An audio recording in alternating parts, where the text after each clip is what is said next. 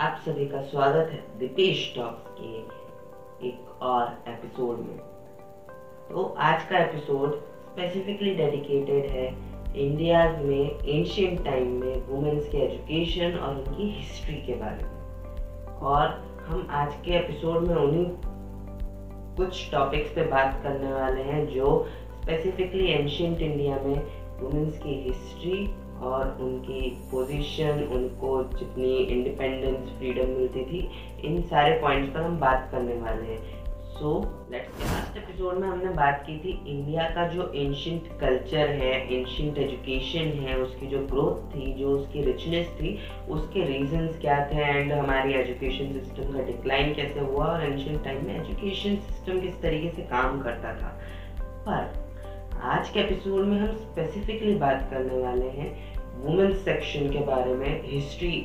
Angle से, education के angle से एंशिएंट इंडिया में किस तरीके की सिस्टम था, किस तरीके की इम्प्लीमेंटेशन और रूल्स रेगुलेशन वगैरह थी। तो जैसे कि हम कई बार सुनते हैं कि हमारे देश में कई जगहों पर लड़कियों को पढ़ाया नहीं जाता है, उनकी जल्दी शादी करा दी जाती है, ज़बरदस्ती शादी करा दी जाती है, उनको पढ़ने नहीं दिया जाता है या फिर एक एज के बाद पढ़ने नहीं दिया जाता है एंड बहुत सारी और भी चीज़ें हमें सुनने को मिलती हैं। सो कॉल्ड पुरुष प्रधान समाज और उसके रूल्स कि लड़कियों को ये नहीं करना चाहिए, वो नहीं करना चाहिए, ऐसे नहीं करना चाहिए, वैसा नहीं करना चाहिए एंड बहुत सारी चीज़ें।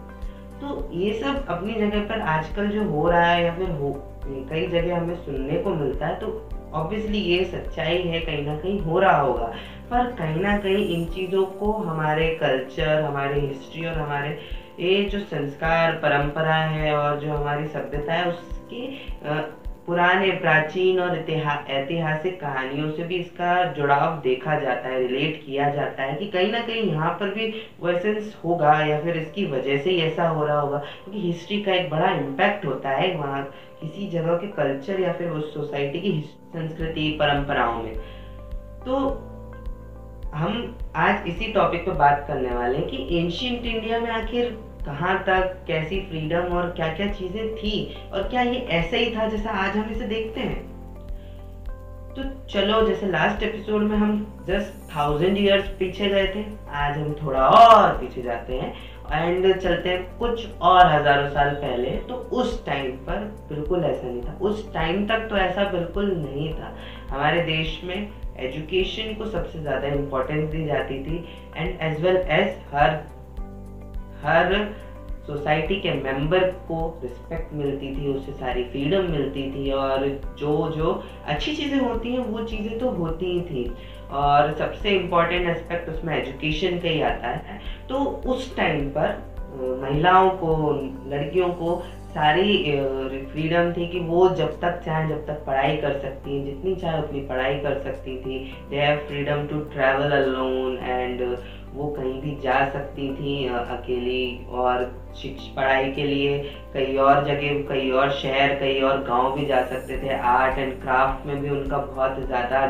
कंट्रीब्यूशन आपको देखने को मिलेगा और ऐसी बहुत सारी चीज़ें हैं जो हमें बताती हैं कि उस टाइम पर प्राचीन समय में भारत में लड़कियों को भी बहुत सारी फ्रीडम्स दी गई थी। वो अपनी शादी के लिए लड़का को चूज कर सकती थी, जैसे कि आपने स्वयंवर का नाम सुना होगा एंड वहाँ पर बहुत ज़्यादा रिस्पेक्टफुल एनवायरनमेंट क्रिएट किया जाता था। सो हम अगर सबूतों की बात करें तो मैं आपको ले चलता हूँ थोड़े और पीछे के टाइम में, जिसे हम कहते हैं वैदिक टाइम,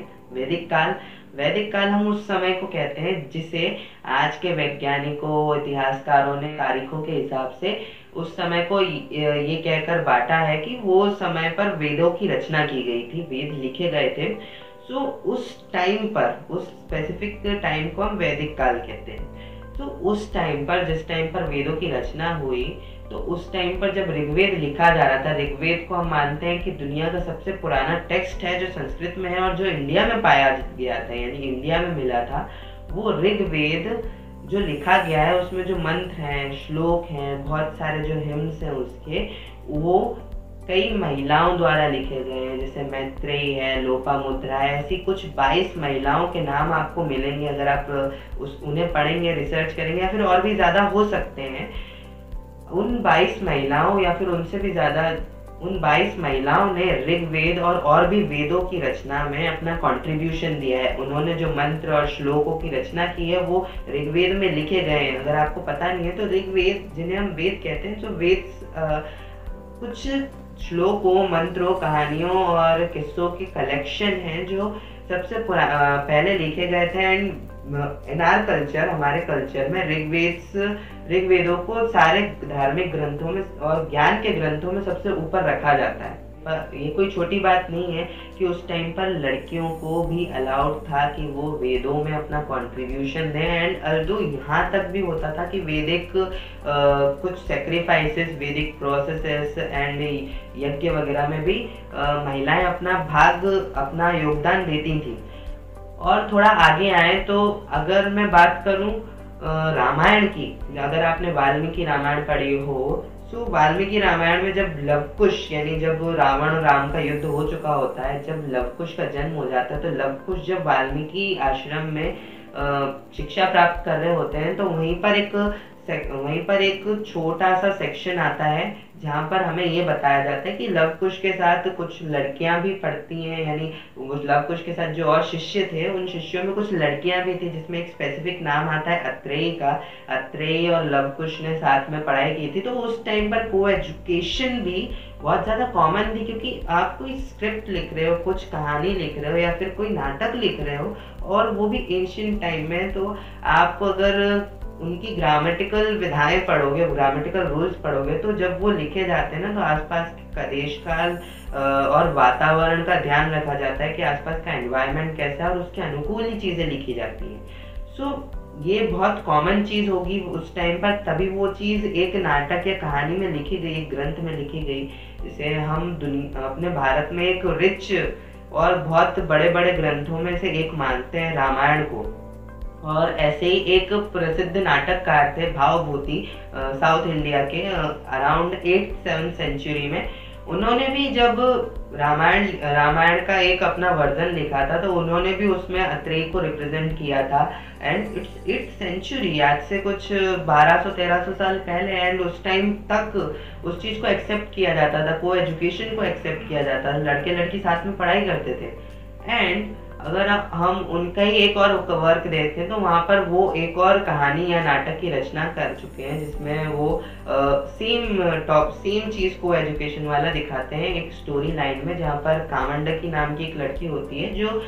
कुछ राजपुत्रों के साथ अपने, यानी शिष्यों का जो ग्रुप होता है उसमें राजपुत्र थे, एंड एक कामंडकी नाम की लड़की थी, वो भी पढ़ाई करती थी। तो इट्स नॉर्मल, उस टाइम पर को एजुकेशन नॉर्मल थी, लड़कियों का पढ़ाई करना, ग्रंथों में अपना योगदान देना बहुत कॉमन सी चीज़ थी। और मैंने थोड़ी रिसर्च की तो उसके हिसाब से मुझे ये पता चला कि एक टाइम पहले तक, अराउंड 2000-3000 ईयर्स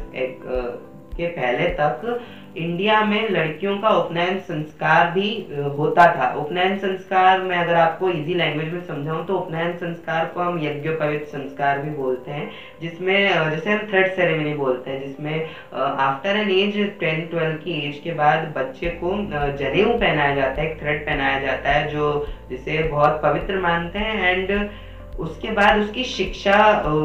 यानी औपचारिक शिक्षा शुरू होती है, उसे यानी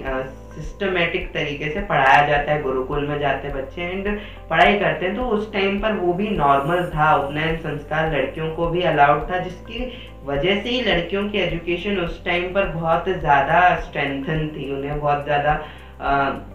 रिस्पेक्ट और बहुत ज़्यादा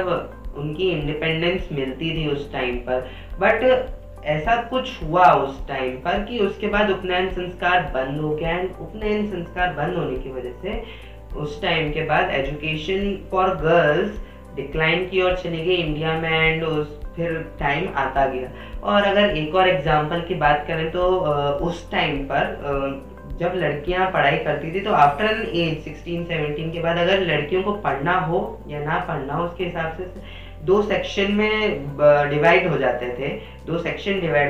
एक होती थी ब्रह्मवादिनी, एक होती थी साध्यवधु। तो साध्यवधु इज समथिंग जो 16-17 की उम्र के बाद जब उन्होंने पढ़ाई कंप्लीट कर ली अपनी, उसके बाद वो जाकर शादी कर सकती हैं, अपना घर चला सकती हैं एंड उनको जो करना है वो अलग से कर सकती हैं। एंड जो दूसरा सेक्शन था ब्रह्मवादिनी का स्पेसिफिकली, तो ब्रह्मवादिनी उन्हें कहा जाता था जो 16-17 के बाद अगर उनको शादी नहीं करनी है और अब पढ़ाई करनी है, वेदों में योगदान देना है, ज्ञान प्राप्त करना है और ज्ञान का प्रसार करना है, तो वो भी वो कर सकती, वो करने के लिए वो सेक्शन ब्रह्मवादिनी इसका कहलाता था। और ब्रह्मवादिनी से एक सबसे स्पेसिफिक नाम बच्चों को शायद क्लासेस में पढ़ाया भी जाता है, 6-7 में एक चैप्टर आया था हमको भी संस्कृत में, दैट इज ब्रह्मवादिनी मैत्रेयी, जिन्होंने सीता माता को शिक्षा दी थी और वो याज्ञवल्क्य की पत्नी थी। सो ऐसी वो, और उसमें ये भी बताया कि याज्ञवल्क्य जो थे, याज्ञवल्क्य ने उन्हें पढ़ाया था, उन्हें शिक्षा दी थी, उन्हें ज्ञान दिया था और उन्होंने वाद विवाद की कला भी मैत्रेयी को सिखाई थी खुद ने। और याज्ञवल्क्य की शिक्षा के बाद ही वो ब्रह्मवादिनी मैत्रेयी बहुत ज्यादा फेमस हुई और उन्होंने सीता माता को पढ़ाया था। सो ऐसा मानते हैं कि ब्रह्मवादिनी एंड साध्योवधु दो सेक्शन थे, और जब वो उपनयन संस्कार बंद होने लग गया तो साध्योवधु का कल्चर बढ़ने लग गया और उसके बाद वो एजुकेशन सिस्टम थोड़ा डिक्लाइन की ओर चला गया और एम्पावरमेंट थोड़ी सी कम हो गई। तो ओवरऑल जैसा कि हम देखें तो एंशिएंट टाइम में एजुकेशन रिच थी, लड़कियों के लिए भी थी, लड़कों के लिए भी थी और हर क्लास ऑफ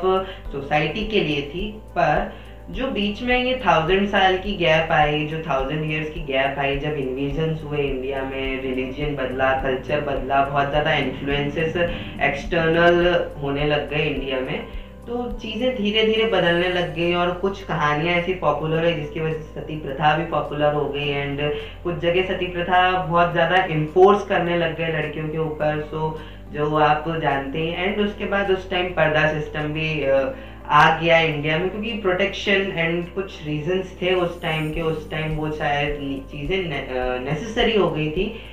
सो आज जब चीज़ें बदल चुकी हैं, आज जब चीज़ें हम इंडिपेंडेंट हैं, हम दूसरों के इन्वेजन्स के इन्फ्लुएंस के अंडर नहीं हैं, तो आज हमारा ये काम बनता है कि हम जो पुराने टाइम में अच्छी चीज़ें थी, जब वो चीज़ें अच्छी थी, उन्हें आज धीरे धीरे इम्प्लीमेंट करें और ताकि वो चीज़ें आज कुछ अच्छा क्रिएट कर पाए। जब उस टाइम पर हम गोल्डन एरा में थे, उस टाइम जब इंडिया सबसे रिच, समृद्ध, वेल्दी कंट्री थी, अगर बीच में वो चीज़ नीचे आ भी गई तो अभी भी वो उस पोजीशन पे जा सकती है। पर हमें हमारे पुराने प्राचीन समय में जो अच्छी चीज़ें थी, जो अच्छे संस्कार थे, अच्छी परंपराएं थी, अच्छे जो कल्चर के एलिमेंट्स थे, उन्हें आज फिर से इम्प्लीमेंट करना पड़ेगा। और जो ये जो बीच में 100-200 साल से जो होता आ रहा है, ज़रूरी नहीं वो चीज़ हमेशा से सही हो या हमेशा से गलत हो, पूरी तरह से गलत भी नहीं हो सकती और पूरी तरीके से सही भी नहीं हो सकती। So don't go in extreme, grey section में रहो, अच्छी चीज़ों को एक्सेप्ट करो, बुरी चीज़ों को नेग्लेक्ट करो। और आज का पॉडकास्ट में एक आखिरी बात कह के खत्म करूँगा कि स्वामी विवेकानंद ने कहा था, take the best from the east and the best. और ये ईस्ट वेस्ट कोई ज़रूरी नहीं कि जियोलॉजिकल दो पीसेस हों लैंडमार्क्स के, पर ये दो वो चीज़ें हो सकती हैं जो आपस में बिल्कुल अलग हैं। पर ऐसा नहीं है कि ईस्ट भी पूरी तरीके से परफेक्ट है या फिर वेस्ट भी पूरी तरीके से परफेक्ट है। उनमें जो अच्छी चीज़ें हैं, जो अच्छी चीज़ें उन्हें साथ में लाओ